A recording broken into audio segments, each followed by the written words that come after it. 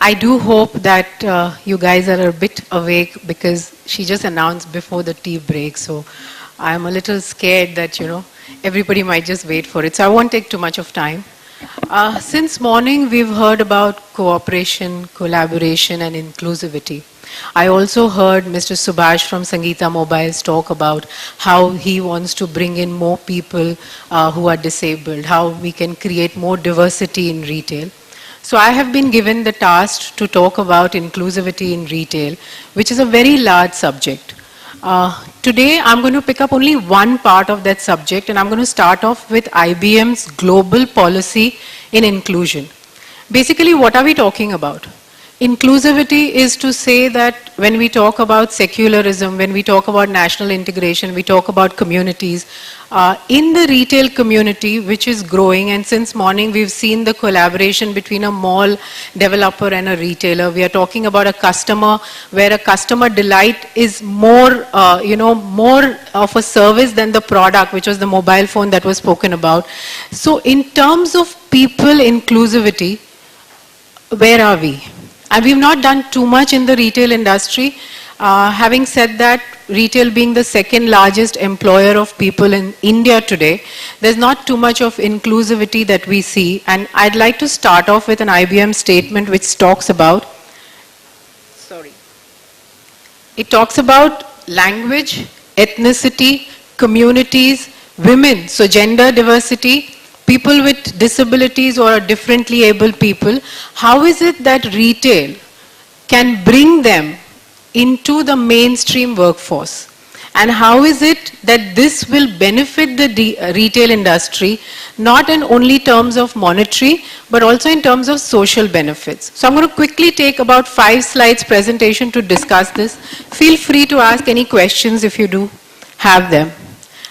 I heard a lot of people in the presentation that Go Frugal did that the first parameter was the rental, second was the sales, productivity and competition, and third was the service and the people.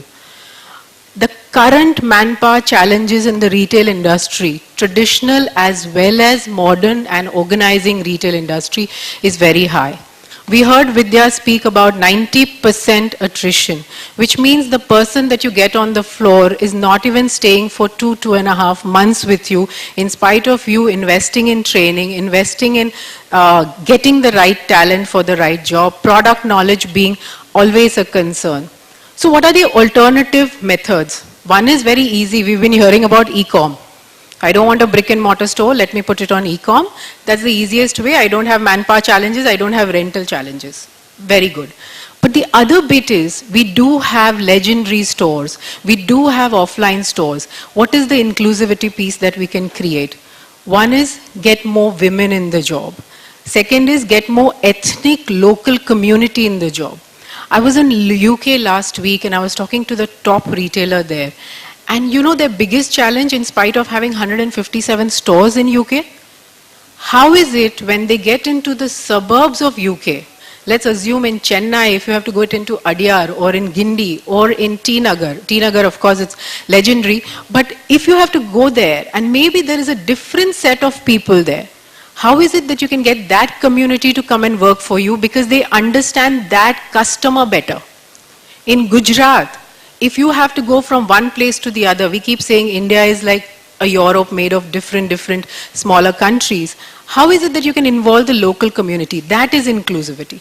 And that is something that UK is currently doing, saying that when we get into an area which is full of Gujaratis or full of South Indians or full of North Indians like Sikhs, how is it that we can get that community to work in the retail store, understand the retail products and sell it more productively? So that is also inclusivity.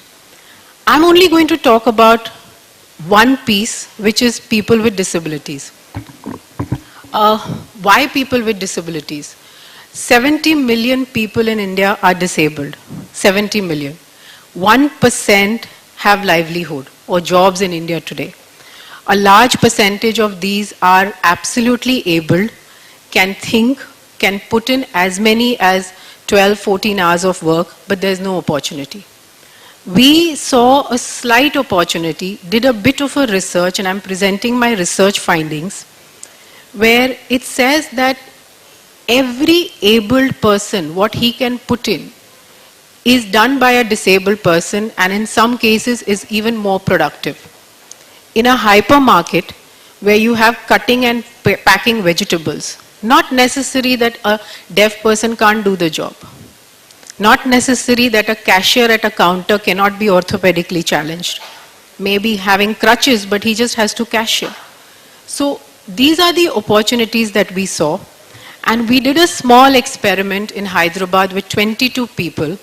And I'm very proud to say that what started in 2011, the girl is still working in Hypercity as a cashier, where her family income was yearly about 60,000 rupees. Today she earns 13,000 rupees per month, and she is orthopedically challenged.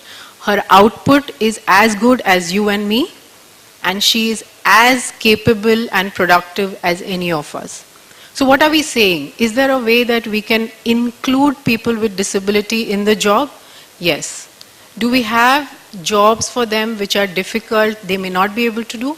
Yes, there are. There are issues if the store has jobs which require running around and has, maybe the person cannot walk properly. But these are very minor issues. They can be taken care of. The idea is that I spoke to a retailer and he said, I really want to hire people with disability. I don't know how to do it. I'm very scared. This fear that we have, that we'll have to treat them differently, stops a lot of retailers from hiring people.